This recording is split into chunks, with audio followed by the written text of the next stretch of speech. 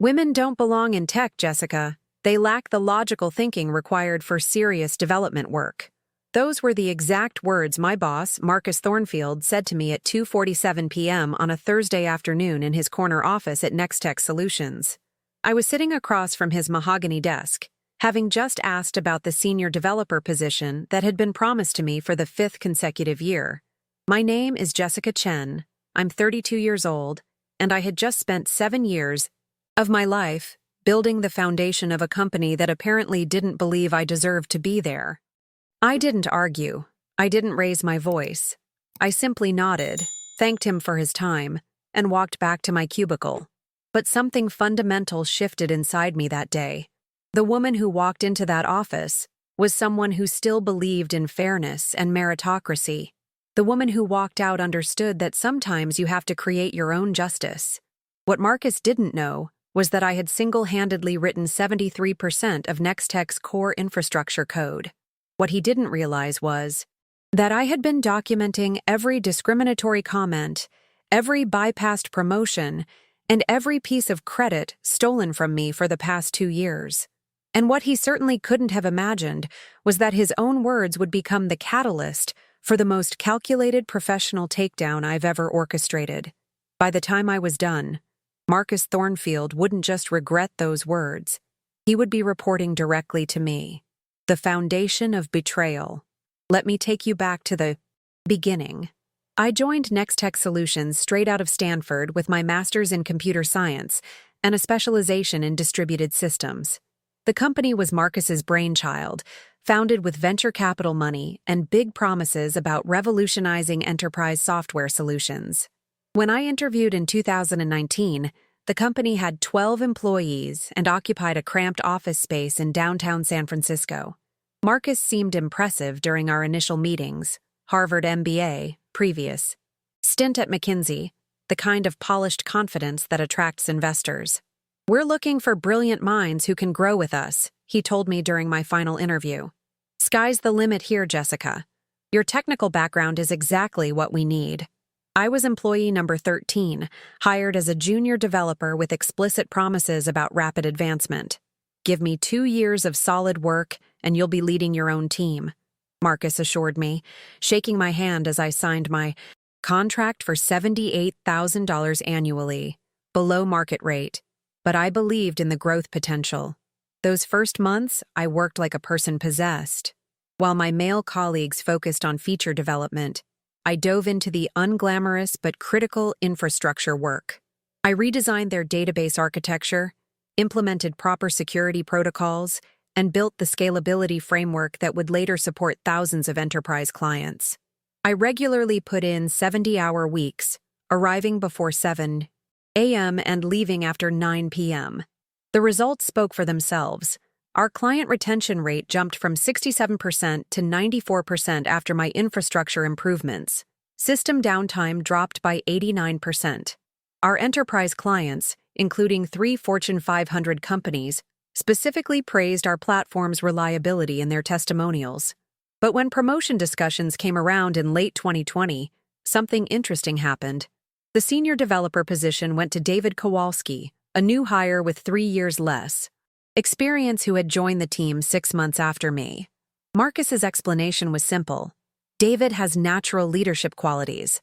I documented that conversation, date and time stamped, November 15th, 2020, 4:23 p.m. That's the pattern emerges. By 2021, Nextech had grown to 43 employees and secured $12.8 million in Series A funding. I had been promoted to mid-level developer, a consolation prize that came with an $8,000 raise and no additional responsibilities. Meanwhile, I continued architecting the core systems that powered our entire platform. That's when I started paying closer attention to the broader patterns. In team meetings, my ideas were consistently attributed to male colleagues.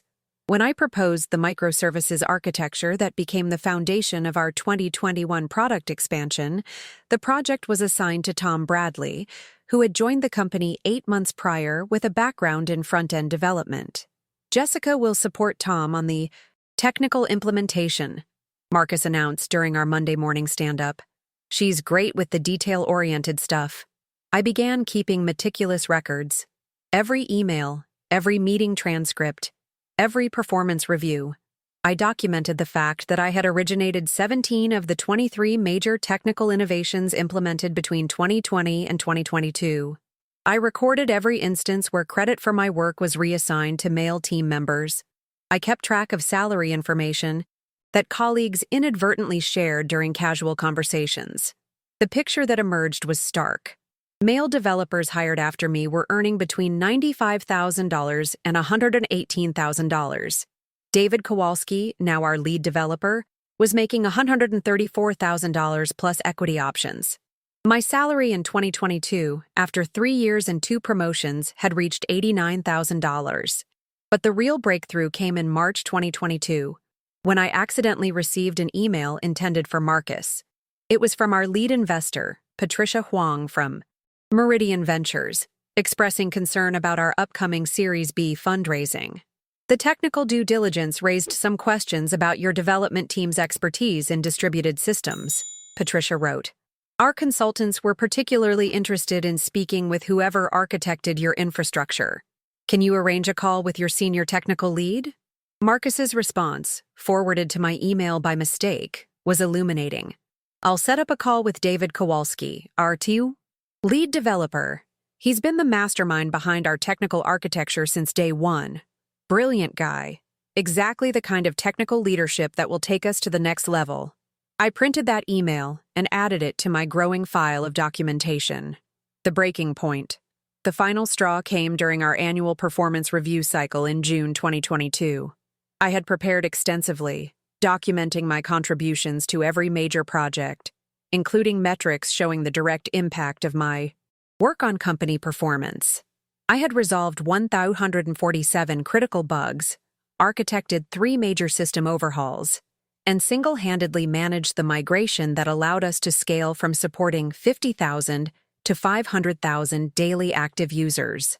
I walked into Marcus's office confident that this would finally be the year I received the senior developer promotion I'd been promised since my hiring. Jessica, let's talk about your career trajectory, Marcus began, settling back in his leather chair. You've been with us for 3 years now, and I want to be honest about what I see.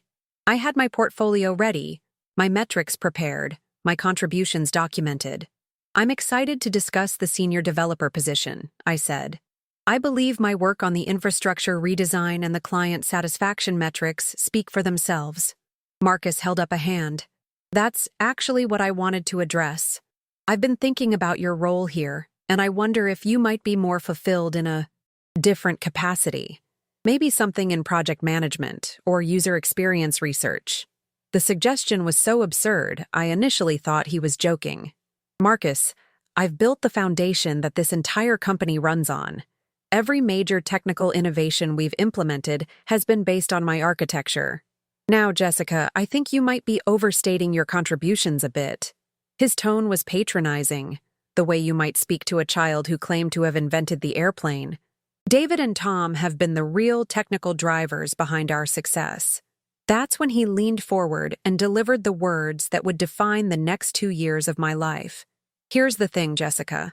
I've been in this industry for 15 years, and I've learned some hard truths. Women don't belong in tech. They lack the logical thinking required for serious development work. You're organized, you're detail-oriented, you're great at supporting the real innovators. But leadership in technical fields requires a different kind of mind. I sat there for exactly 37 seconds, processing what I had just heard. Then I asked a simple question.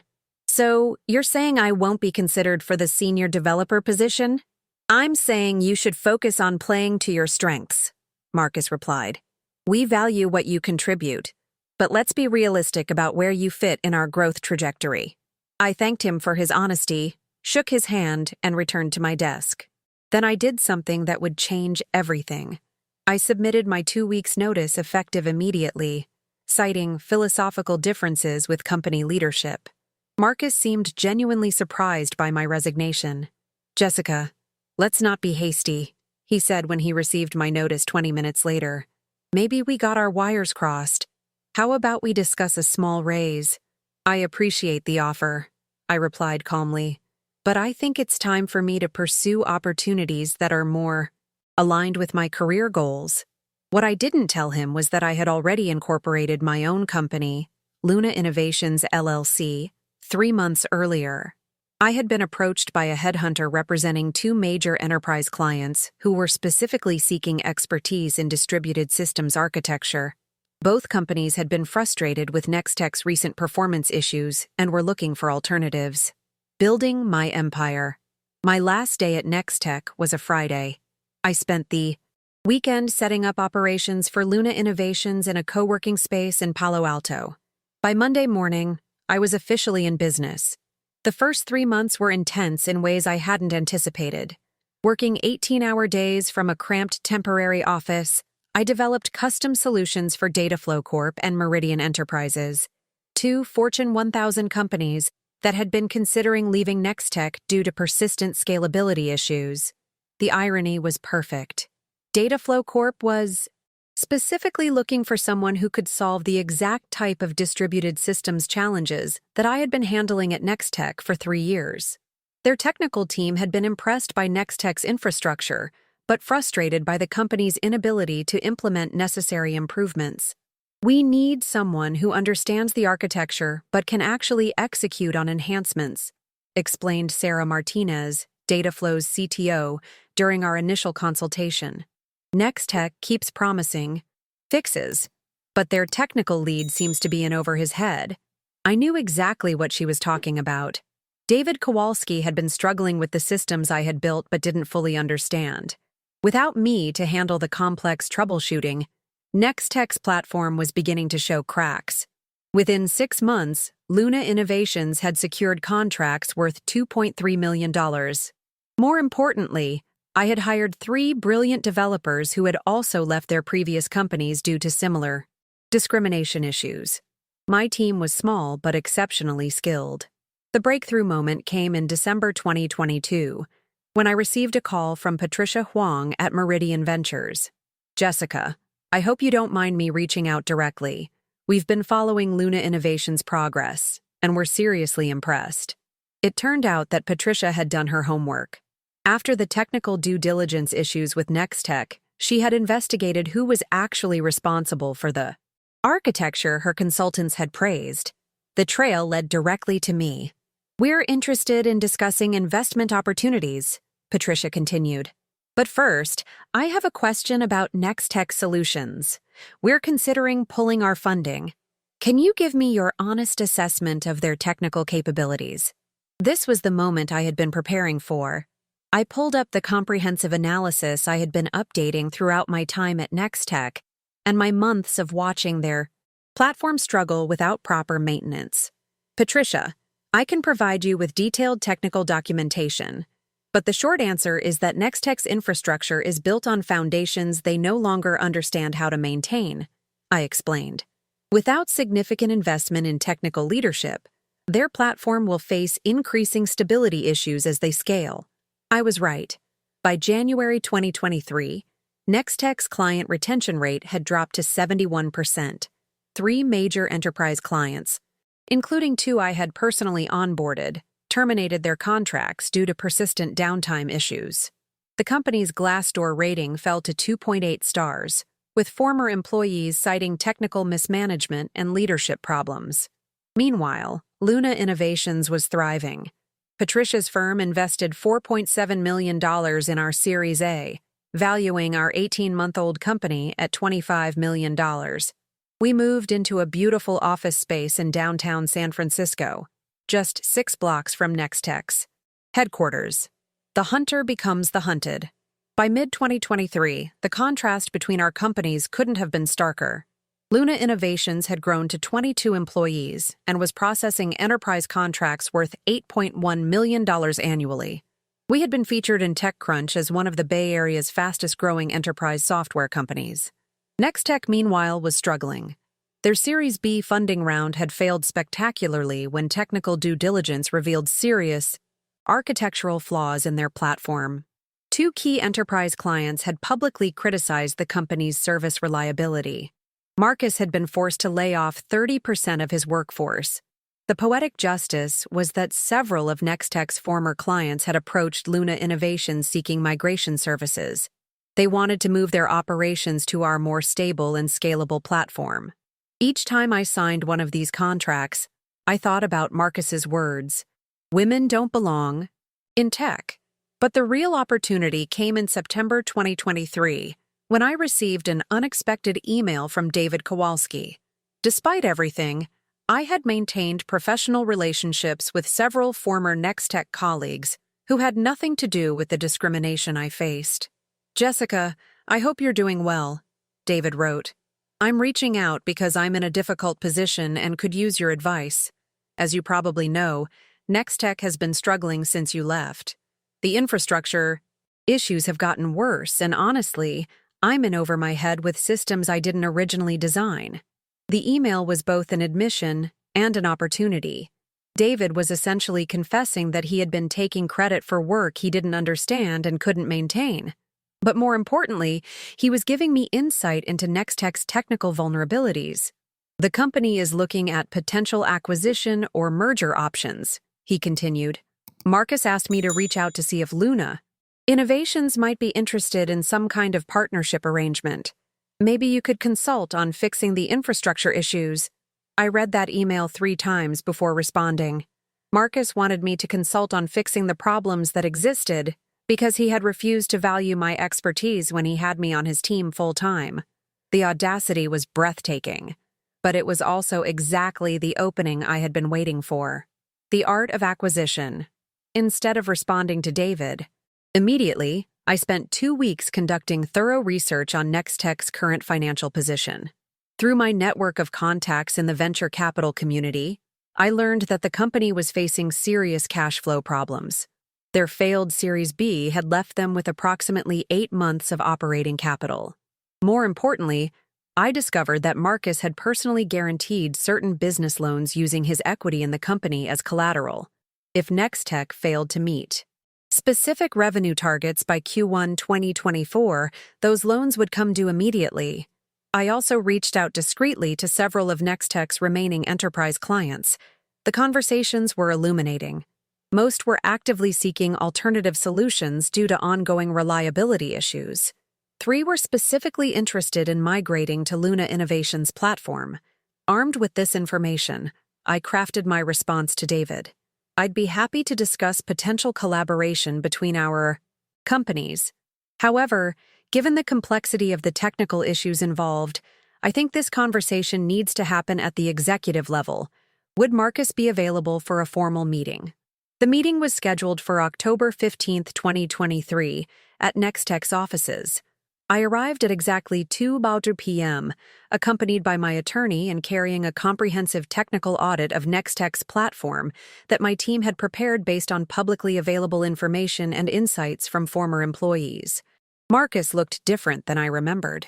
The confident executive polish had been replaced by stress and exhaustion. His corner office, previously immaculate, was cluttered with papers and coffee cups. "Jessica, thank you for coming," he said, standing to shake my hand. "I have to say, congratulations on Luna Innovations' success.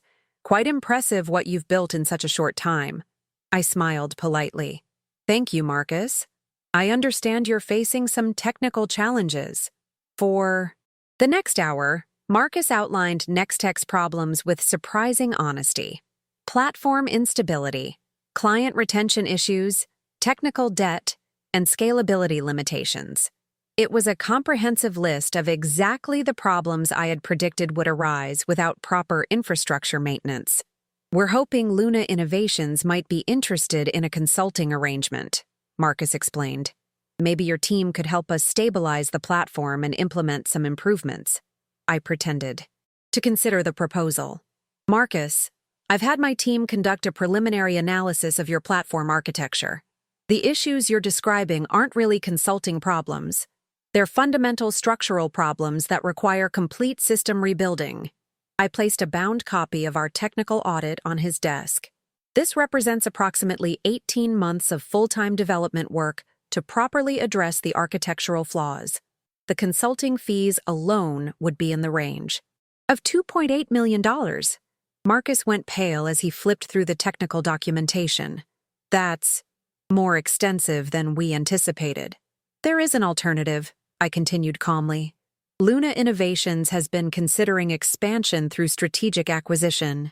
We might be interested in acquiring Nextech's client base and technical assets, which would allow us to migrate your clients to our stable platform while preserving business continuity. The word acquisition hung in the air, like a bomb. Marcus set down the technical audit and stared at me. You want to buy Nextech? I want to solve your clients' problems, I replied. The question is whether you're interested in exploring a transaction that could benefit everyone involved. The negotiation dance. Over the next 6 weeks, I orchestrated the most satisfying negotiation of my professional life.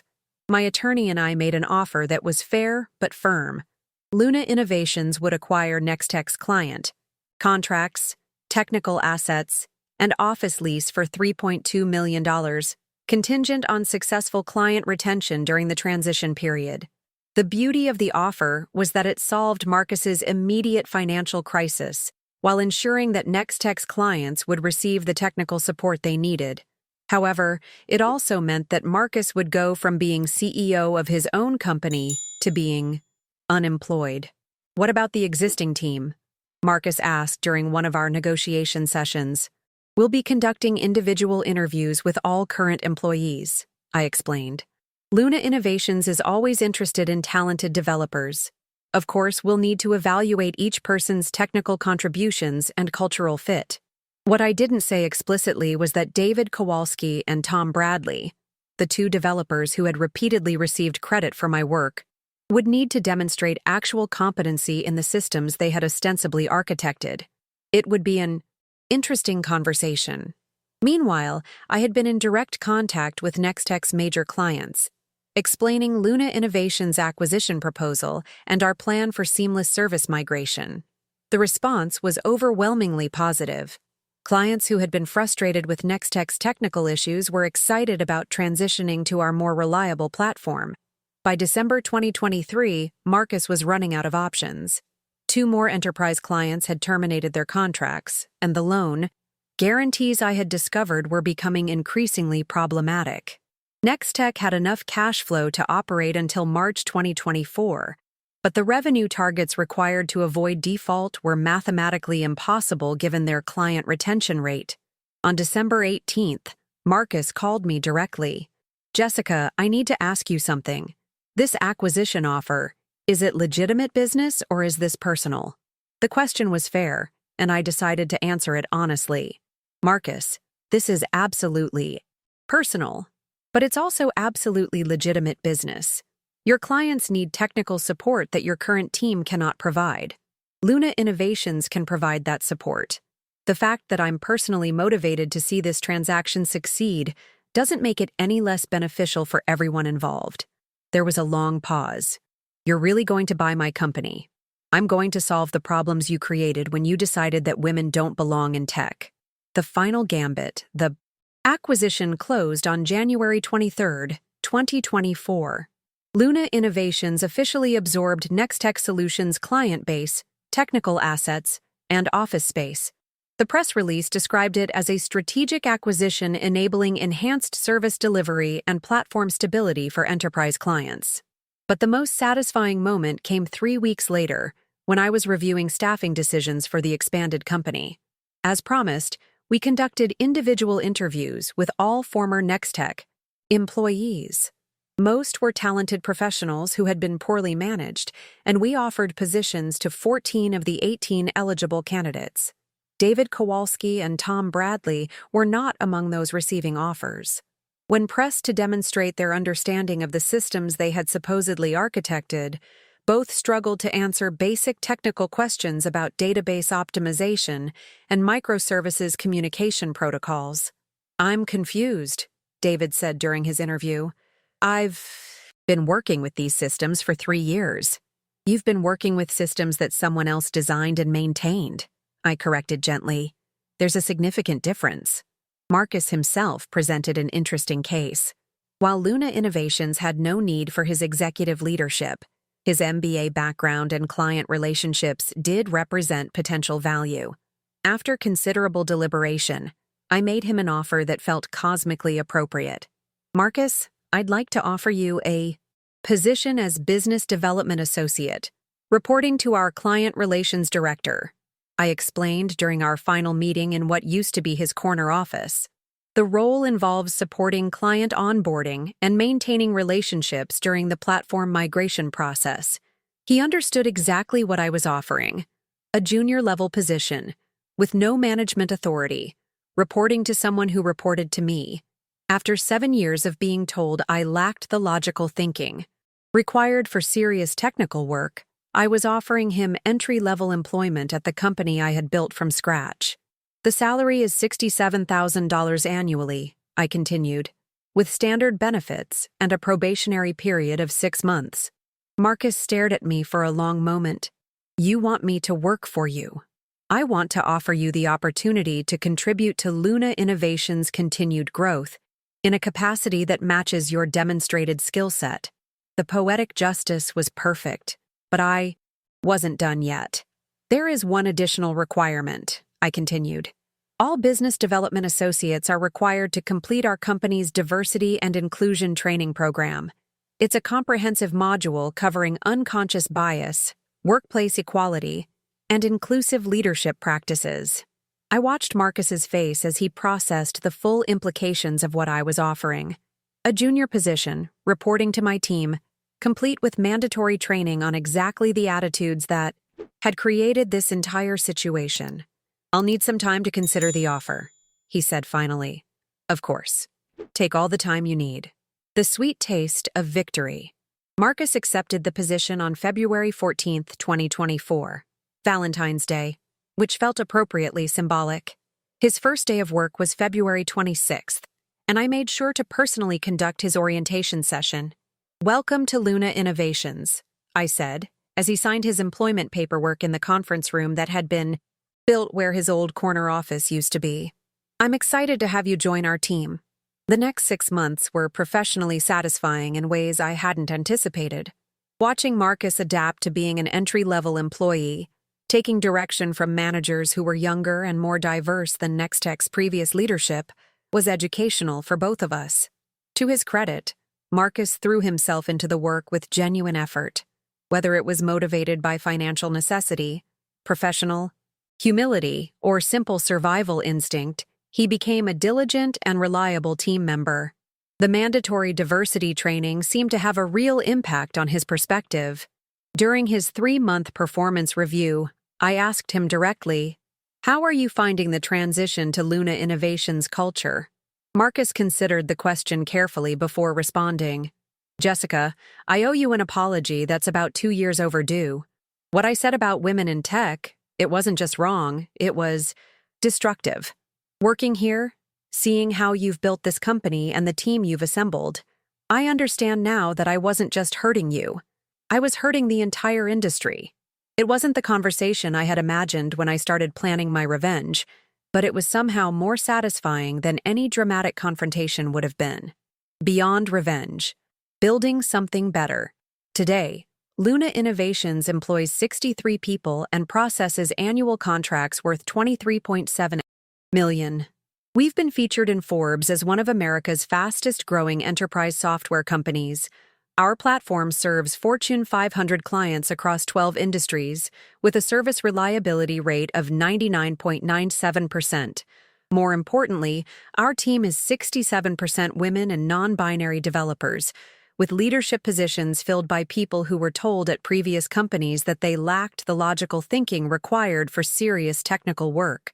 We've implemented mentorship programs, paid parental leave, and salary transparency policies that ensure no one experiences what I went through at Nextech.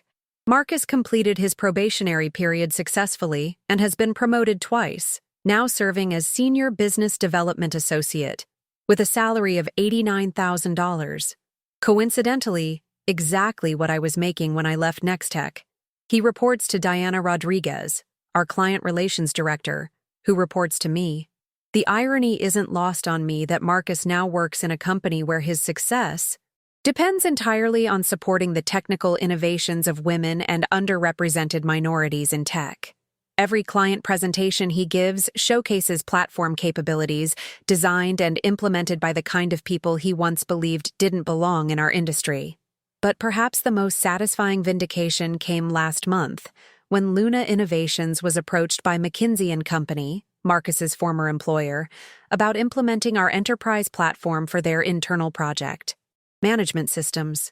The consulting proposal was worth $4.3 million, and the technical requirements were complex enough that I personally led the client presentation.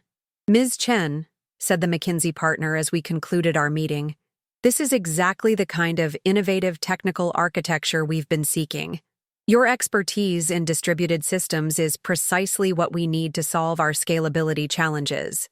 I thanked him professionally, but internally I was remembering a conversation from nearly 3 years earlier. Women don't belong in tech. They lack the logical thinking required for serious development work. Lessons in justice and growth. People often ask me whether I planned this entire sequence of events from the moment Marcus made his discriminatory comments. The honest answer is that I didn't. When I started documenting workplace discrimination, I was hoping for internal resolution. When I founded Luna Innovations, I was focused on building a successful business. The opportunity to acquire Nextech emerged organically from the intersection of their failures and our success. But I did make one crucial decision early in the process. I chose to channel my anger into competence rather than confrontation. Instead of fighting Marcus directly about his attitudes toward women in tech, I decided to prove him wrong through measurable professional achievement. That choice made all the difference. By the time I had the power to seek revenge, I had also developed the wisdom to pursue justice instead. The distinction matters. Revenge would have been destroying Marcus's career out of spite. Justice was creating opportunities for him to learn and grow, while ensuring that his discriminatory attitudes couldn't harm other people. Revenge would have been publicly humiliating him. Justice was privately offering him a position where he could contribute meaningfully, while reporting to the kind of diverse leadership team he had previously dismissed. Today, Luna Innovations stands as proof that women don't just belong in tech. We excel at it when given the opportunity. Our platform supports critical operations for some of America's largest corporations. Our team consistently delivers innovations that our competitors struggle to match. Our company culture attracts top talent who were undervalued at their previous employers. And Marcus? He's become one of our most effective advocates for diversity and inclusion in the tech industry. His transformation from someone who believed women lack logical thinking to someone who actively promotes inclusive hiring practices has been remarkable to witness. Sometimes the best revenge isn't revenge at all. Sometimes it's building something so successful that your former adversaries ask to be part of it. When people ask me for advice about dealing with workplace discrimination, I tell them, document everything, develop your skills relentlessly, and remember that competence is the most powerful form of rebellion.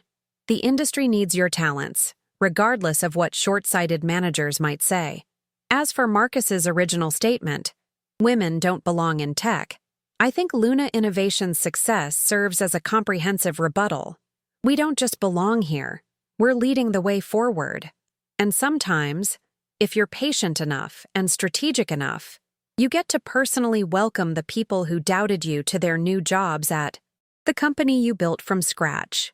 Welcome to your new job, Marcus. I hope you've learned as much from this experience as I have. Jessica Chen is the CEO and founder of Luna Innovations, a San Francisco-based enterprise software company.